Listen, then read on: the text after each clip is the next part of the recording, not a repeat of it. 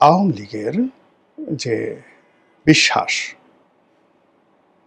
এবং যে আদর্শ এবং যে নীতি, সেটা জয় বাংলা হোক, তারপরে জয় বঙ্গবন্ধু হোক, শেখ হাসিনা হোক, বাংলাদেশি মানে বাঙালি জাতীয়তাবাদ হোক, ধর্মনিরপেক্ষতা হোক, মুক্তিযুদ্ধ হোক, মানে এই যে তার যে অনেকগুলো ন্যারেটিভ রয়েছে, আদর্শ রয়েছে। প্রথমত আওয়ামী লীগ এটা বিশ্বাস, মানে আওয়ামী লীগ নাম শুনলে, নৌকার কথা দেখলেই মানুষের মনের মধ্যে একটা নাচন তৈরি হয়ে যায়, মস্তিষ্কের নাচন তৈরি হয়ে যায়।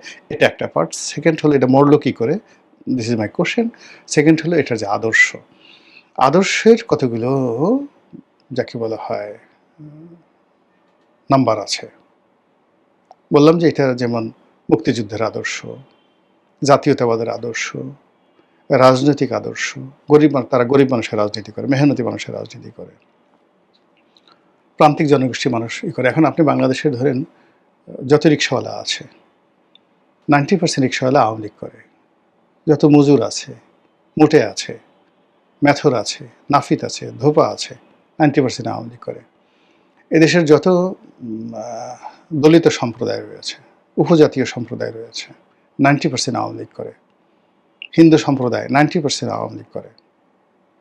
তা এই মানুষগুলো তারা কোনো আদর্শ বুঝে না, এটা তারা বিশ্বাসে লালিত হয়। আর এদেশের কবি, সাহিত্যিক, শিল্পী থেকে শুরু করে বড় বড় ব্যবসায়ী, এখন সবাই, বেশিরভাগ মানুষ আওয়ামী লীগ করে। তো এদের যে অ্যাক্টিভিটি, এদের যে কর্মকাণ্ড আদর্শের ভিত্তিতে, তার কি মরণ হয়েছে? এরা কি এখন জয় বাংলা আন্দোলিত হয় না? এরা কি এখন ৩২ নম্বরে যেতে চায় না? এরা কি শেখ হাসিনার কথা শুনে রোদন করে না? এরা কি সকাল বিকাল খোঁজ নেয় না আওয়ামী লীগ আবার কবে আসবে? এখানে মরণ হলো কোন জায়গাতে আপনি একটু বলেন?